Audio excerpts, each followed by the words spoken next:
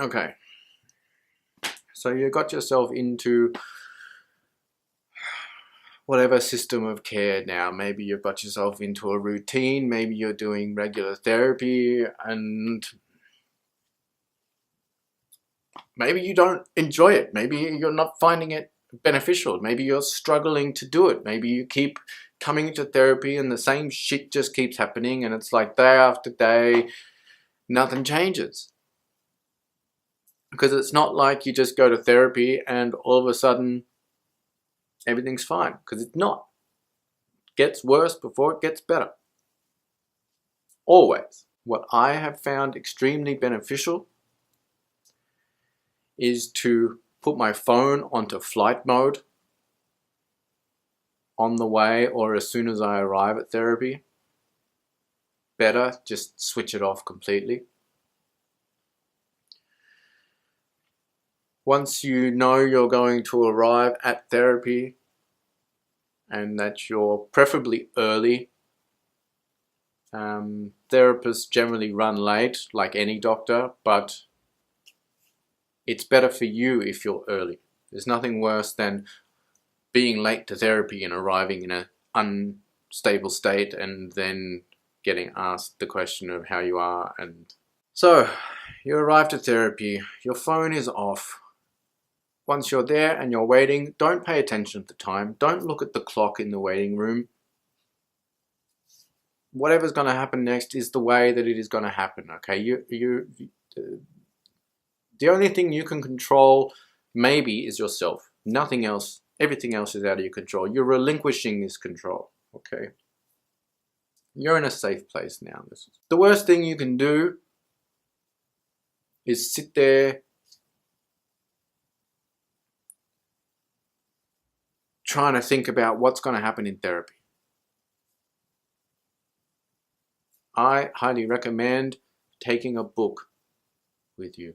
Yes, you can read stuff on your phone, but seriously, look at your phone. It's like instantly stuff's happening in your mind about what's going to come up on this thing, who's going to ring me, what's going to text me, who haven't I heard from, Facebook, whatever. If you're twitting, if you're a Twitter, if you're a twit, put it away. Just, you don't need that, okay? If you take a book with you, I mean, I'm an extremely slow and bad reader.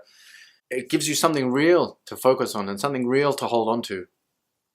And just simply going through the process of reading words,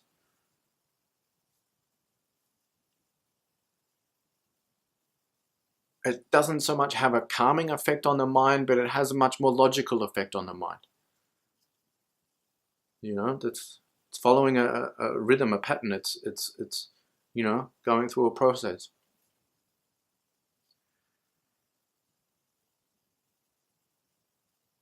Now, if you don't have a book or you can't read,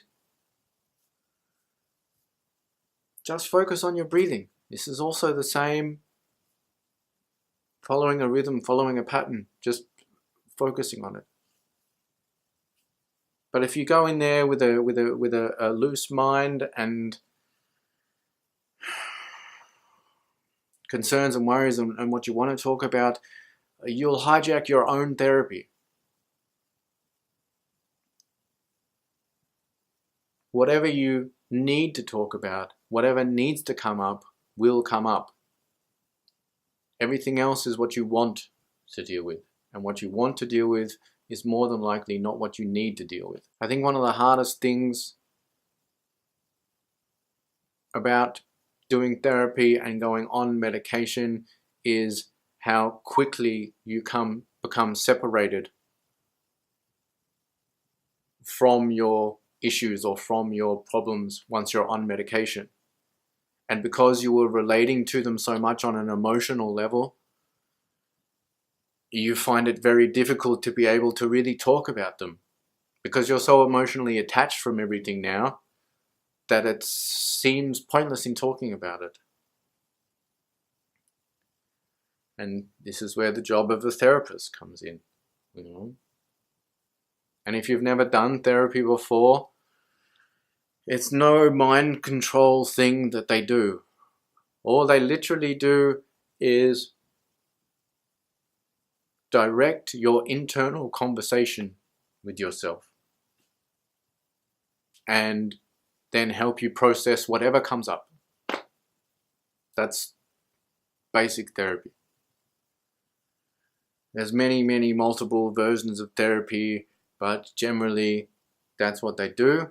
And the different therapies then have different practices on what they do from that point. But generally,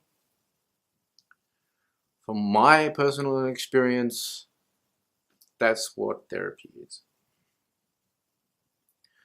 I'm going to stop there. I'm going to try and edit this hour of disaster into something that might make sense. Let's see what happens. It's over.